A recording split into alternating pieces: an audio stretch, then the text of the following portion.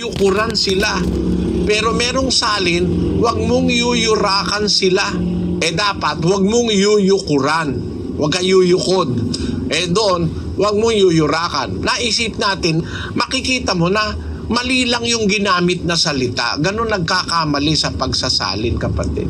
Kaya kung ang tanong mo, anong salin ba ang dapat mong gamitin? Wala kasi ngayong salin na eksaktong-eksakto lahat Merong isalin na tama siya sa parte na yon pero mali naman siya dun sa ibang parte. Para makita mo yung pagkakamali, pumunta ka dun sa mga matatandang salin. Kaya lang, kung hindi ka naman marunong bumasa ng Grego at saka ng Ebreo, hindi mo rin maintindihan. Ako, meron ako kasing computer na ginagamit, nandun lahat yung halos lahat ng salin, pinagkukumpa-kumpara ko. Tapos tinitignan ko yung kahulugan sa salita na ginagamit, nakikita ko yung talagang dapat nakahulugan sa pamamagitan din ng diwang nakasulat sa Biblia. Kagaya nung ginamit ko sa yung halimbawa na mali yung salin sa 68:18, mali yun. Ang Diyos hindi tumatanggap ng kaloob sa mga taong mapanghimagsik, kundi nagbibigay siya kahit sa mapanghimagsik ng kaloob. Ayon. Kaya kung naintindihan yon, pumunta ako dun sa Griego. Hindi ako nag-rely dun sa Ebreo. Pumunta ako sa Grego nang isitas yun ni Pablo. Nakita ko na tama si Pablo sa kanyang sinabi. Ganon, kapatid. Kaya mangangailangan niya ng ng tiyaga ng isang ministro. Kaya ang miyembro hindi naman yung mga inaaralan, hindi nyo naman kaloob sa inyo yan Ang kaloob dyan, nasa ministro o nasa nangangaral. Basahin natin yung 12 ng Ecclesiastes, kapatid na Daniel. Sa Kapitulo 12 at versikulo 10 ng Ecclesiastes. Umanap ang mangangaral ng mga nakalulugod na salita at ng nasusulat na matuwid na mga salita ng katotohanan. Ang mga salita ng pantas ay gaya ng mga tulis at gaya ng mga pako na nakakapit na mabuti. Ang mga salita ng mga pangulo ng mga kapulungan na nabigay mula sa isang pastor. Ayan, ang Diyos nagbibigay niyan sa isang pastor, sa isang nangunguna. Yung mangangaral, hahanap siya ng mga salita. Titingnan niya alin ba yung nasusulat na matuwid. Kasi may nasusulat na sa pagkakasalin mali. Kaya obligasyon niya ng mangangaral. Hindi ikaw, kapatid. Hindi mo obligasyon yan. Kaya ang anyaya ko sa iyo, kung meron kang anuman duda, itanong mo na lang sa akin. Obligasyon ko kasi yon. Kung naniniwala akong mangangaral ako, dapat akong mangaral, dapat obligasyon kong maghanap. Kaya lang yung mga mangangaral ngayon, uso ngayon ng mangangaral, easy lang Basta kumukolekta lang ng pera, hindi naman sila nag-aalala na baka mali yung itinuturo nila, na ginagamit yung maling pagkakasalin sa Biblia para kumita ng pera. Ganyan ang ginagawa. Gaya halimbawa nung salin ng Sabadista, Nagsali ng Sabadista, halatang-halata mo, nilalagyan nila ng sarili nilang interpretasyon. Wala sa Biblia, dinadagdag nila. Ang tawag dun sa kanilang Biblia, yung clear word Bible. Tingnan mo ang pagkakaiba itong Bible ng Sabadista, Pakikita ko sa iyo itong salin ng Sabadista, dinagdagan nila ng mga salita para patunugin yung paniniwala nila na si Kristo raw ang Miguel Arcangel. Para sa Sabadista kasi, si Kristo si Miguel Arcangel. Para mapatunog nila yon, yung mga talata, dinagdagan nila ng kanilang mga imbento. Kagaya halimbawa, itong 12:1 ng Daniel, pakibasa mo, kapatid na Daniel.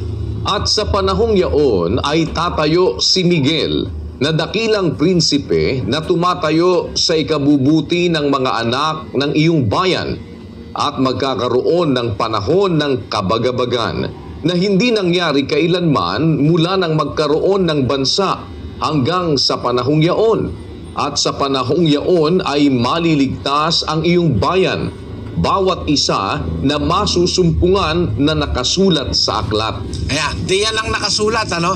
Tatayo si Miguel na dakilang prinsipe sa panahon ng kabagabagan. Abay, nung magsalinan sa Sabadista ng Biblia nila, doon sa talata na yan sa 12:1, nilagyan nila, tatayo si Miguel na anak ng Diyos. Dinagdagan ng salitang anak ng Diyos para patunugin na yun ay si Kristo. Kaya panluloko ang ginagawa sa kapwa. Hindi lang yan. Meron pa silang mga ibang talatan, dinagdagan pa rin. Sa 12:7 ng Apokalipsis, pakibasa mo kapatid na Daniel. At nagkaroon ng pagbabaka sa langit. Si Miguel at ang kanyang mga anghel ay nakipagbaka sa dragon. At ang dragon at ang kanyang mga anghel ay nakipagbaka. Ayon, sa talagang Biblia na galing sa mga matatandang salin, nakipagbaka sa langit si Miguel at ang kanyang mga anghel sa dragon na siyang demonyo. Alam mo ba yung nakasulat sa salin ng Sabadista? Eto, pagkumparahin natin, pakita natin. Sa King James Version, there was war in heaven. Michael and his angels fought against the dragon, and the dragon fought and his angels. Sa Sabadista, pakibasa mo kapatid na Daniel. God's son, Michael, and the loyal angels fought against the dragon. Oh, nilagyan nila nung God's son para patunugin si Kristo yon, si Michael. Eh wala naman nakalagay doon sa mga matatandang salin na si Michael ay God's son o anak ng Diyos. Ang paniwala rin ng saksi ni Jehova, si Miguel din, si Kristo. Naihawa ng mga Sabadista ang saksi ni Jehova. Ang saksi ni Jehova kasi offshoot ng Sabadista sa Amerika. Nauna Sabadista, naanib doon sa Sabadista yung nagpundar ng saksi ni Jehova.